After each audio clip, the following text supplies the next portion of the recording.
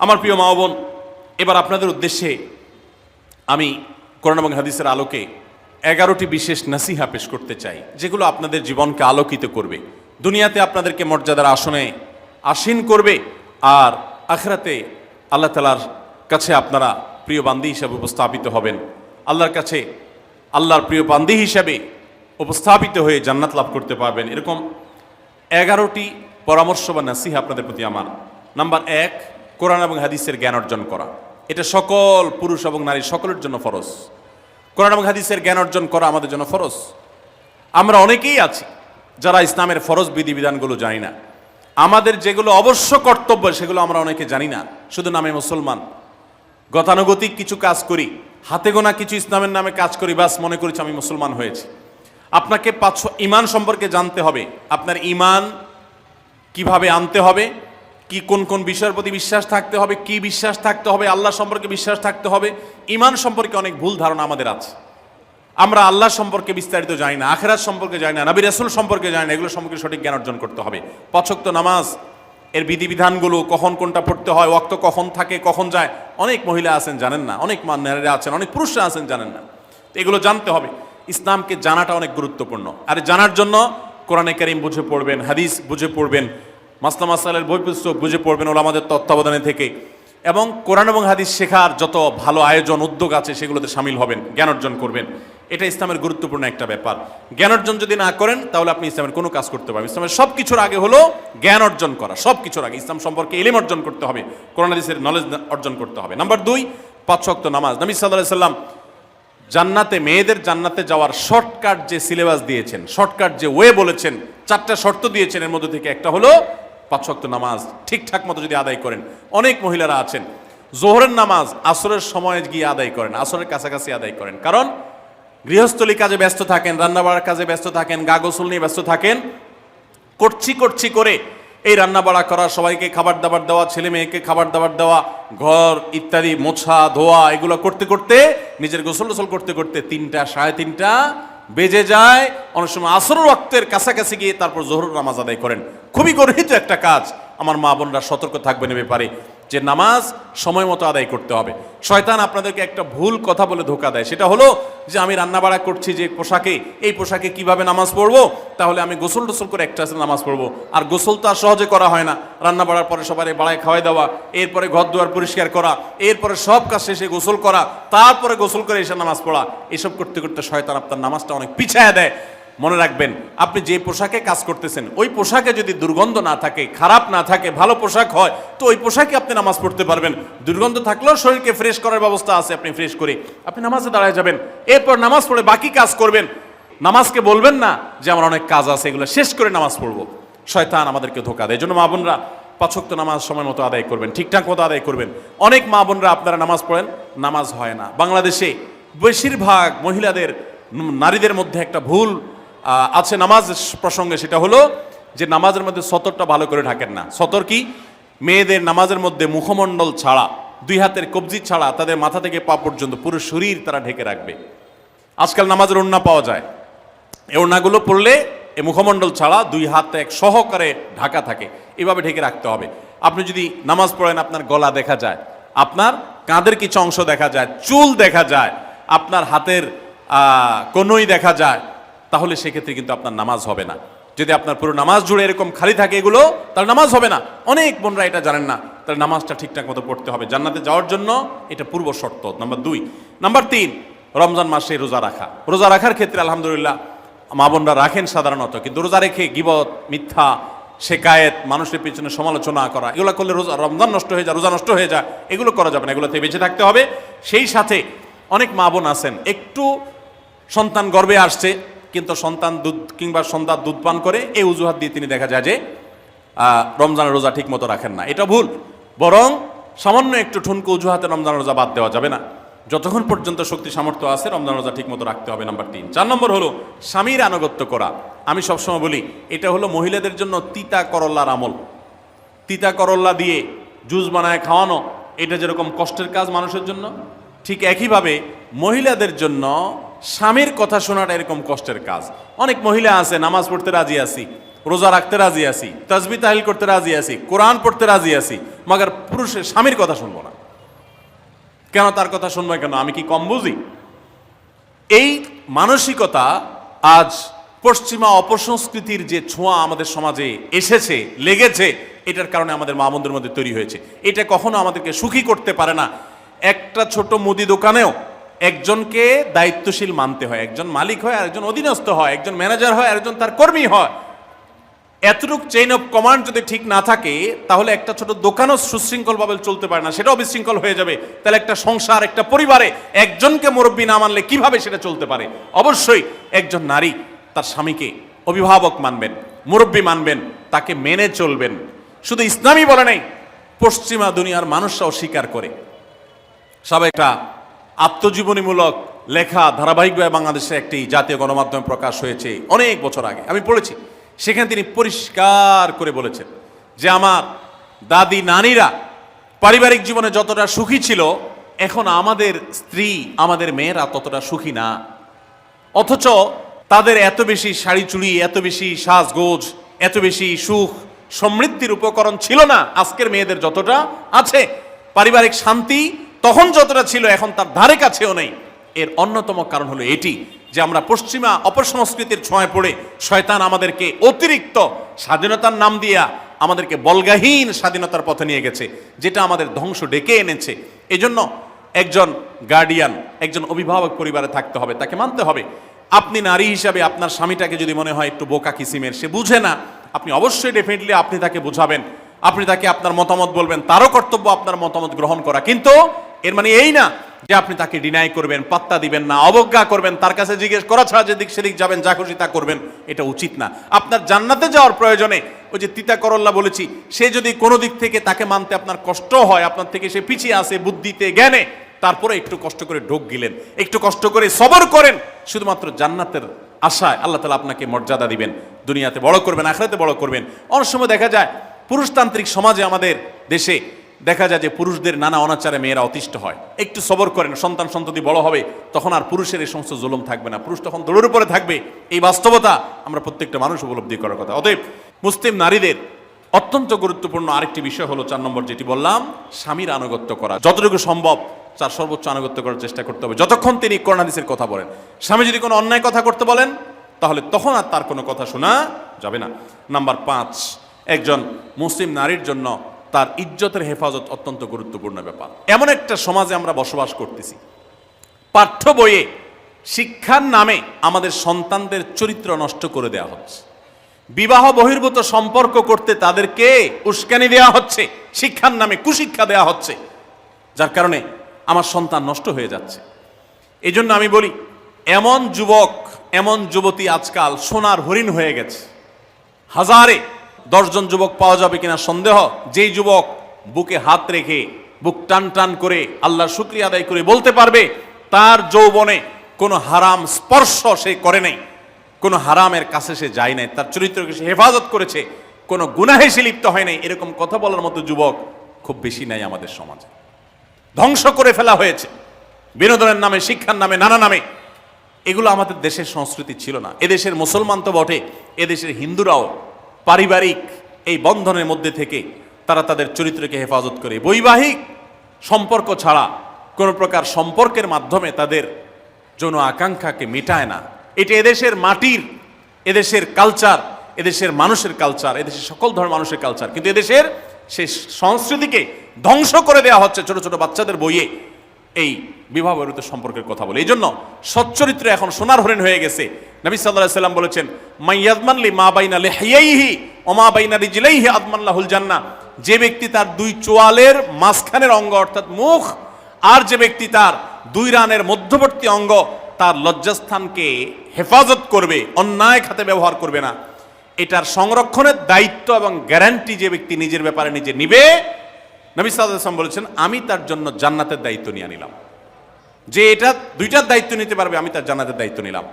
এবং নবী সাল্লাল্লাহু আলাইহি ওয়াসাল্লাম আরো বলেছেন, আকসারু মা ইউদখিলুন নাস আন-নার, মানুষকে সবচেয়ে বেশি জাহান্নামে নিয়ে যায় কোন জিনিসে? আল ফামু আল ফরজ, এই 2টি অঙ্গ, মুখ এবং লজ্জাস্থান। এই জন্য মা বোনরা, অনেকে আপনাদেরকে অনেক প্ররোচনা দিবে, অনেক গুনাহের পথে আহ্বান করবে। আপনাদের মেয়েরা স্কুল কলেজে পড়তে গেলে সেখানে অনেক অন্যায় আবেদন শুনবে, হারামের আহ্বান শুনবে।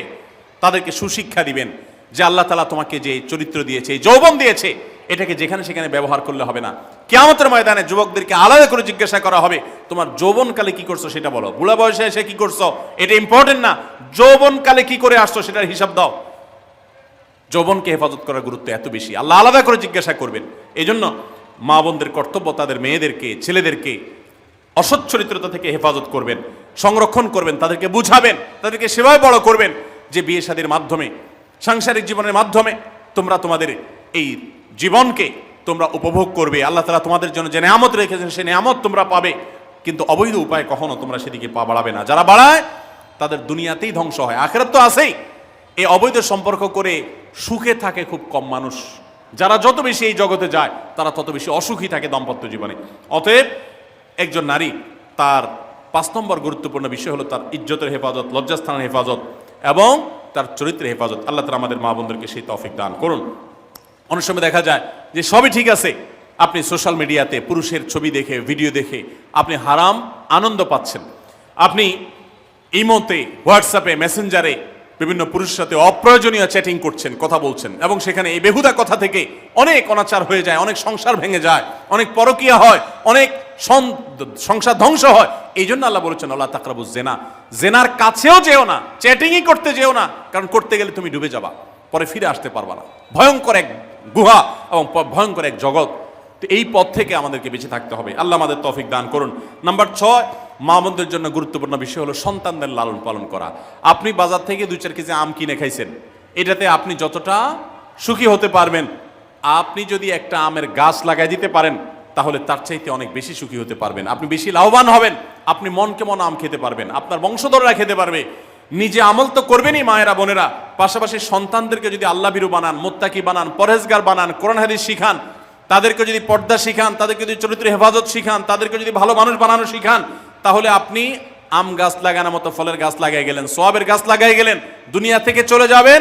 নেক সন্তানের আমল যেগুলো আপনি শিখাই দিয়ে গেছেন এগুলোর সওয়াব আপনি পেতে থাকবেন। ছেলেটাকে সূরা ফাতিহা নিজে শিখাবেন, মেয়েটাকে সূরা ফাতিহা নিজে শিখাবেন, নিজে ভালো করে শিখবেন, তাহলে মরণ পর্যন্ত এই ছেলে যতবার সূরা ফাতিহা পড়বে প্রত্যেক নামাজে আপনি কিন্তু সওয়াব পেয়ে থাকবেন, কারণ আপনি শিখাই দিয়ে গেছেন, আপনি শুরুটা করে দিয়ে গেছেন।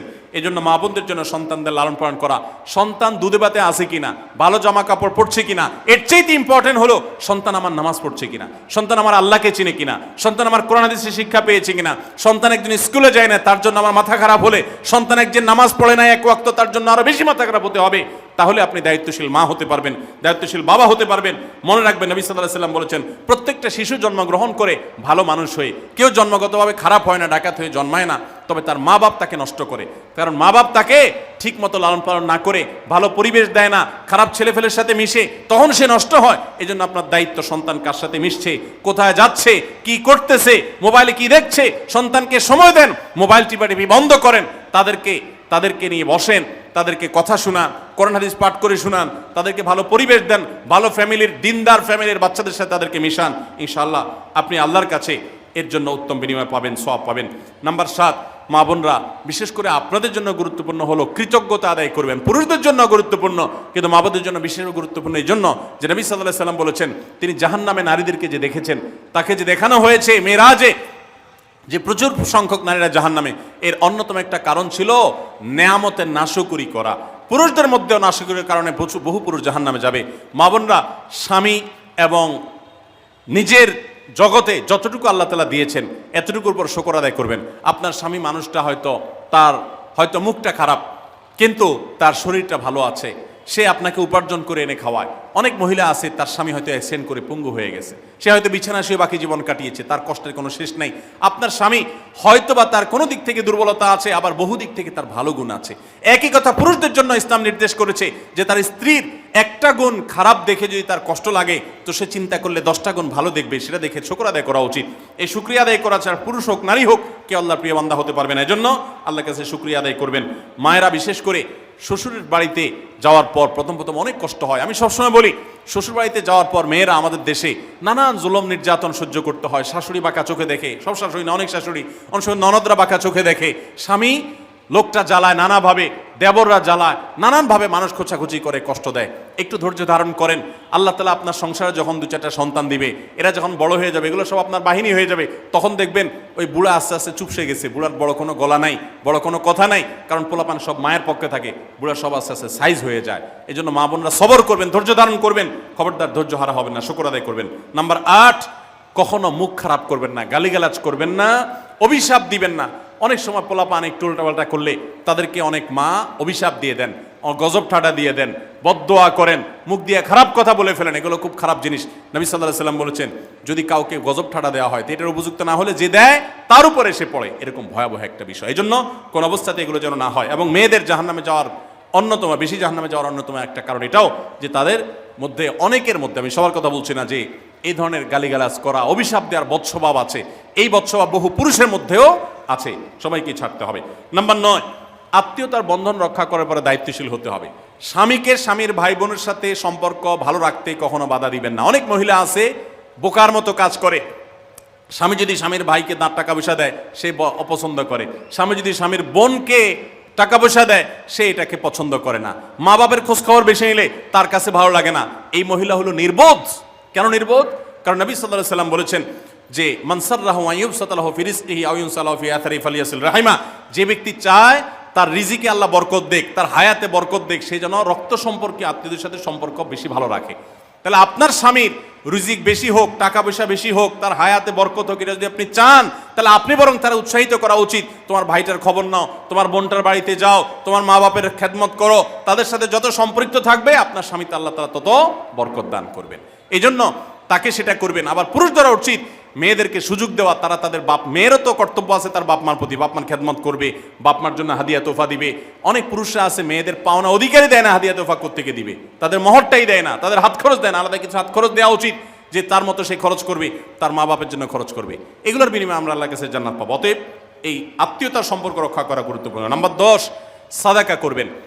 সাদাকা জাহান্নাম থেকে মুক্তির কারণ। নবী সাল্লাল্লাহু আলাইহি ওয়াসাল্লাম জাহান্নামের পরে সতর্ক করেছেন আপনাদেরকে, আমাদের সবাইকে। অতএব সাদাকা দিলে জাহান্নাম থেকে মুক্তির একটা পথ আমরা পাই, সুগম হয়। এবং নবী সাল্লাল্লাহু আলাইহি ওয়াসাল্লামের সময় মহিলা সাহাবীরা তাদের গহনা খুলে আল্লাহর রাস্তায় দান করতেন। এজন্য মসজিদ, মাদ্রাসা, বিভিন্ন গুরুত্বপূর্ণ যে দানের খাতগুলো আছে সেগুলোতে বেশি বেশি দান করবেন, বেশি বেশি আল্লাহর রাস্তায় ব্যয় করবেন, যতটুকু তৌফিক আছে ততটুকু। এখন মহিলারা দান করবে কোত্থেকে? পুরুষরা মহরের টাকাই পরিশোধ করে না, বেচারে দান করবে কোত্থেকে? এই জন্য পুরুষরা দায়ী হবে। এবং মহিলারাও তাদের মহরের টাকা যেন অনাদায় না থাকে, তারা যেভাবে চেষ্টা করলে হয় সেভাবে চেষ্টা করবেন। এবং তাদের হাত খরচ আলাদা দেওয়া উচিত, এবং তারা পর্দার মধ্যে থেকে তাদের মতো উপার্জনও করতে পারেন, সেটাও শরীয়ত তাদের জন্য সুযোগ রেখেছে। যেভাবে হোক তারাও সাদাকার চেষ্টা করবেন। 11 নম্বর সর্বশেষ হলো সময়ের অপচয় করবেন না। এখন এমন একটা সময় চলছে, বেশিরভাগ মানুষ জাহান্নামে যাবে যেই কারণে, আজকের যুগে সবচেয়ে বেশি আমরা বিপদগামিতার মুখে যাচ্ছি যে কারণে, সেটার অন্যতম হলো এই স্মার্টফোনের অপব্যবহার। আমরা অনেকে আছি টেলিভিশনের বিভিন্ন সিরিয়ালে আসক্ত, অনেকে আছি বিভিন্ন নাটক সিনেমায় আসক্ত, অনেকে আছি ফেসবুক এবং ইউটিউব এগুলোতে আসক্ত।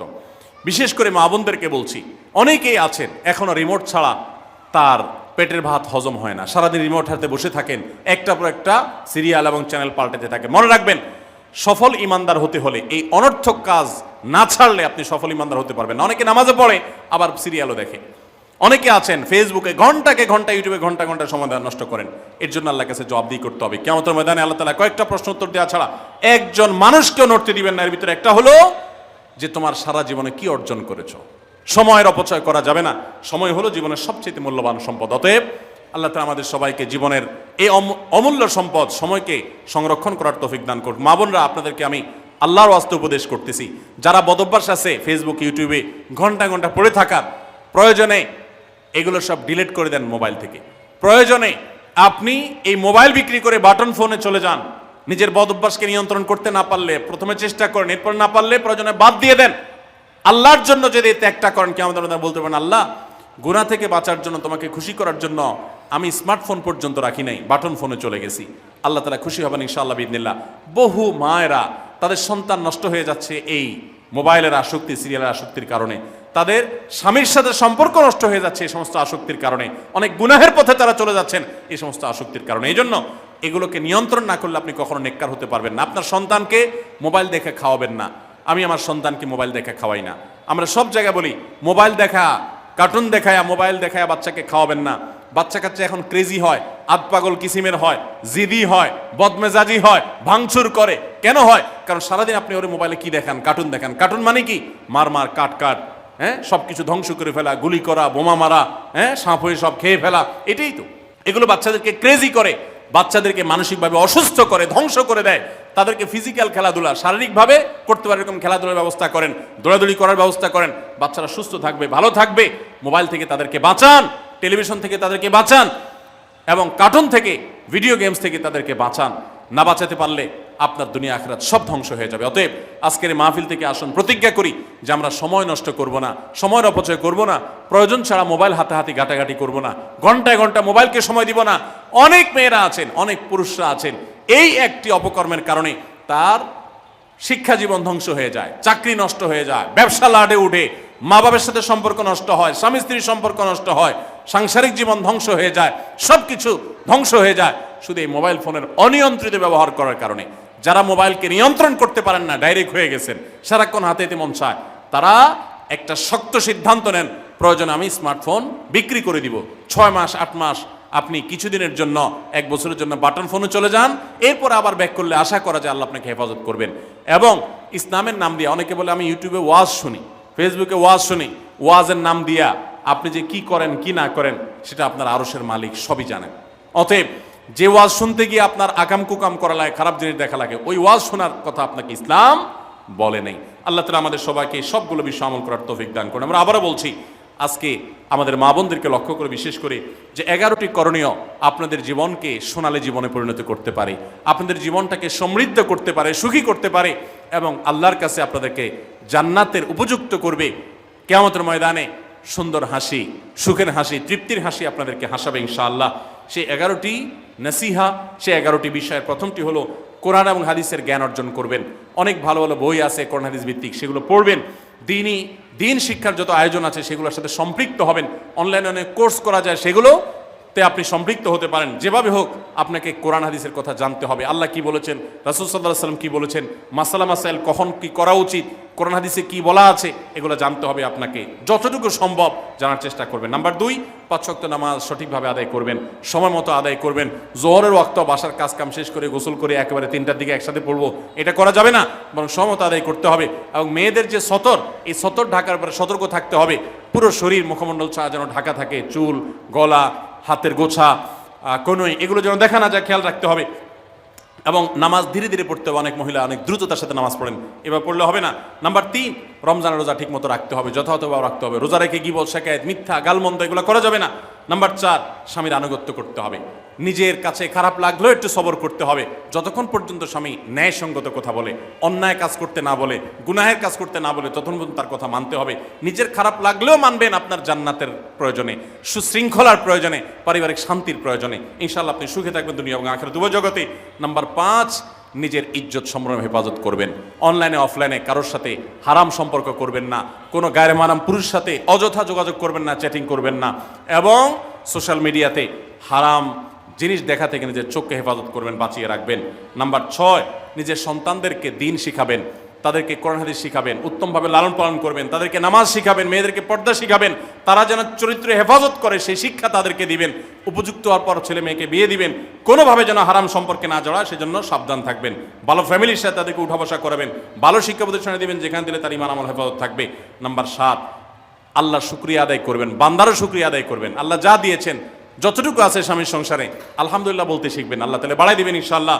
নাফরমানি, নাশুকরি করবেন না, তাহলে আপনি নিজেই ক্ষতিগ্রস্ত হবেন, কষ্টের মধ্যে থাকবেন। আর শুকরিয়া আদায় করলে আপনার নিজেরই মানসিক প্রশান্তি হবে, আল্লাহর নিয়ামত বাড়িয়ে দিবেন। নাম্বার 8, কোনো প্রকার অভিশাপ গালমন্দ করবেন না, সেটা ছেলে মেয়েকে হোক, সংসারকে হোক, স্বামীকে হোক, কোনো কিছু না, ধৈর্য ধারণ করতে হবে। পুরুষদের জন্য এই কথাগুলো প্রযোজ্য। আর নাম্বার 9, আত্মীয়তার সম্পর্ক রক্ষা করতে হবে, ছিন্ন করা যাবে না। নিজের স্বামীকে তার বাপ, তার বোন, তার মা, তার ভাই, তাদের সাথে সুসম্পর্ক বজায় রাখতে সাহায্য করবেন, বাধা দিবেন না, পারলে আরও সাহায্য করবেন, এতে আপনারই লাভ হবে। আবার স্বামীদেরও উচিত স্ত্রীকে তার পরিবারের সাথে সম্পর্ক বজায় রাখার জন্য সাহায্য করা। মেয়েদের উচিত তাদের মা, তাদের বোন, ভাই, তাদের সাথে আজকাল মোবাইলে যোগাযোগ করা যায়, খোঁজখবর নেবেন, কথাবার্তা বলবেন। স্বামীর সংসারে আসছেন দেখে বাপের সংসার ভুলে যাবেন, সেটাও যেন না হয়, খেয়াল রাখতে হবে।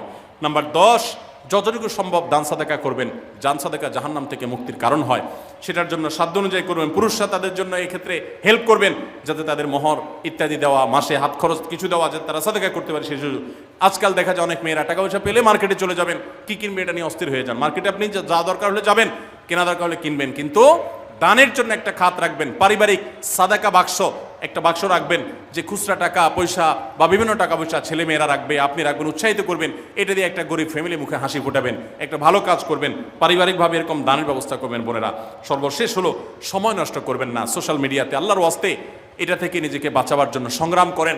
যারা এখনো এই রোগ থেকে বাঁচতে পারেন নাই, আল্লাহর কসম করে বলছি, দুনিয়ার জীবনটাই ধ্বংস হবে, অসুখী থাকবেন, অশান্তিতে থাকবেন, আখিরাতের ধ্বংস তো আছেই। অতএব ফেসবুক, ইউটিউব এটা যদি আপনাকে দেখতে হয়, খারাপ কিছু যেন না আসে সেভাবে ফিল্টার করে নেবেন, এবং নিয়ন্ত্রিত নির্দিষ্ট সময়ের বেশি দেখবেন না। 10 মিনিট সকাল দুপুর রাত, এর বেশি বিকাল, আমি এর বেশি দেখবো না। ঘন্টায় ঘন্টা টিপবেন না। অনেক মহিলা আছে স্বামীকে সময় দেওয়ার সুযোগ নাই, সন্তানের দিকে তাকাবার সুযোগ নাই, উনি টেলিভিশন এবং মোবাইলে আসক্ত, এবং এটা আমাদের সমাজকে ধ্বংস করে দিচ্ছে। নিজের ক্ষতি নিজে করছেন, নিজের পায়ে কুঠারাঘাত করছেন। আল্লাহ তাআলা আমাদের সবাইকে এই সব বিষয়গুলোকে মেনে চলে, এই 11টা পয়েন্টকে মেনে চলে আমাদের মা বোনদের জীবনকে সমৃদ্ধ করার তৌফিক দান করুন।